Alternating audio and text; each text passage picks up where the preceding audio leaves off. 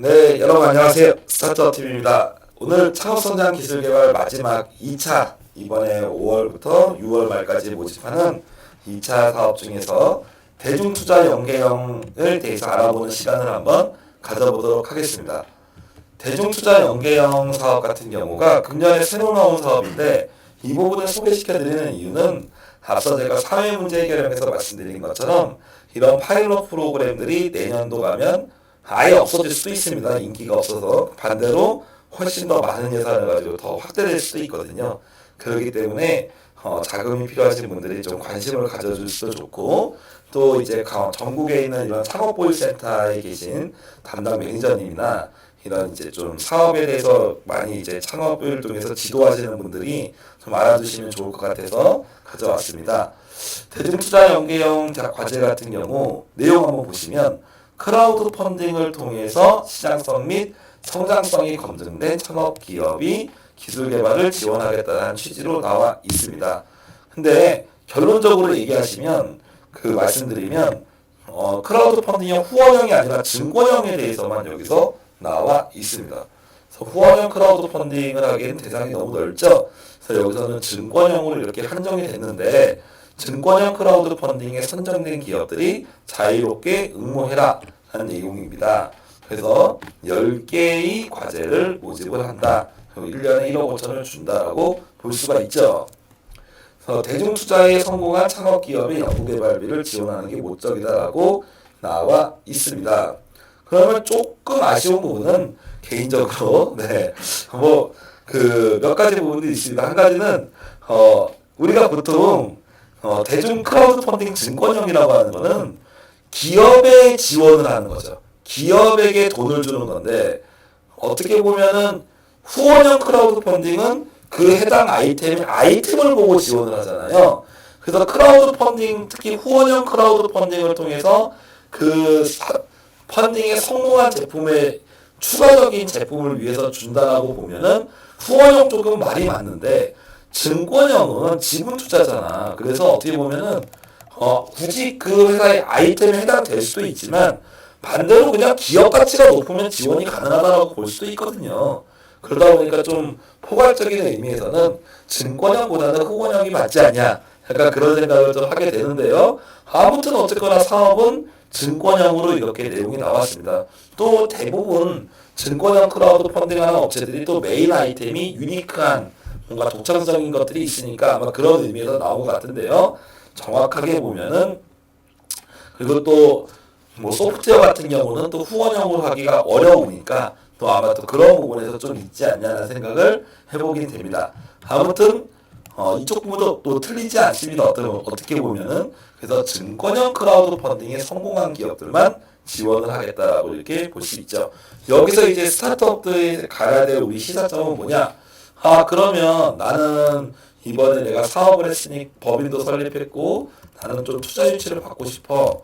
그런데 우리 일반적으로 엑셀러레이터나 VC 쪽에서는 생각보다 투자 유치가 힘들고 잘 안 돼. 그러면 내가 증권형 크라우드 펀딩을 전략적으로 창업하면서 고려해야 될 가치가 높아진다라고 볼 수 있는 거예요. 왜?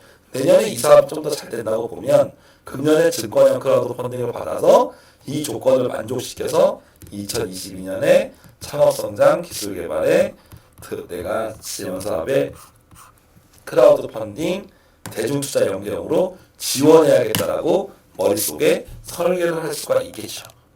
그래서 그런 생각으로 한다면 증권형 크라우드 펀딩도 고려할 대상이 된다라고 말씀을 좀 드려볼 수가 있겠습니다. 그래서 금년에 내가 하반기에 증권형 크라우드 펀딩에 성공이 되면 내년도에 이 사업이 없어지지 않는다면 여러분도 좋은 효과가 있을 수가 있겠죠. 그래서 증권형 크라우드 펀딩에 되는 게 이렇게 많은 업체가 많은 건 아닌데요. 그래서 이런 부분에 좀 더 장려하기 차원의 그런 의미도 좀 더 있을 것 같습니다. 그래서 이렇게 내용이 나오게 되고, 최근 2년 이내에만 증권형 크라우드 펀딩에 성공이 됐다면 여기에 여러분이 지원하실 수가 있습니다. 그래서 어떻게 보면은 소액이라도 증권형 크라우드 펀딩에 도전을 한다면 내년에 지원을 할 수 있는 그런 부분이 생길 수 있겠다라고 말씀을 드릴 수가 있죠.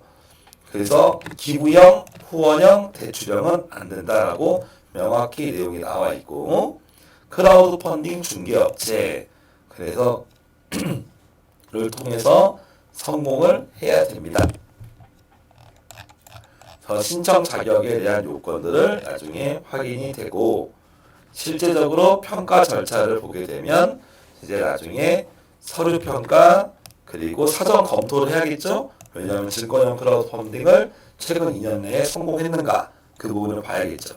그리고 대면 평가를 통해서 지원이 되겠습니다.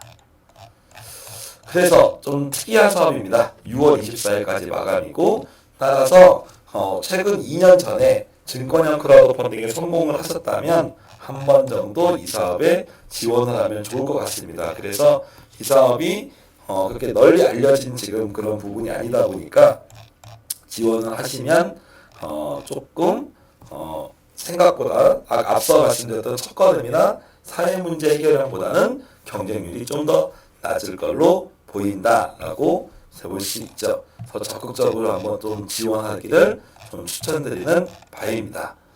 아무튼 유니크한 사업인데요. 이런 사업들이 좀 더 많이 나오면 좀 더 좋지 않을까 생각이 들고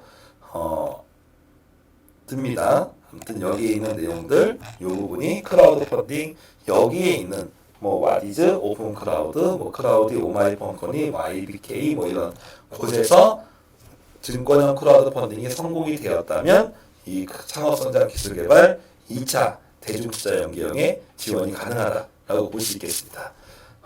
아무튼 대중투자 연계형 사업에 대해서 알아봤는데요. 내년에도 만약에 된다면 또 많은 또 기회가 열릴 수 있겠죠.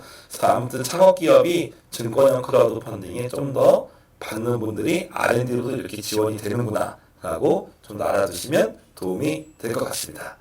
이상으로 오늘 대중투자 연계형 과제에 대해서 한번 알아봤습니다. 감사합니다.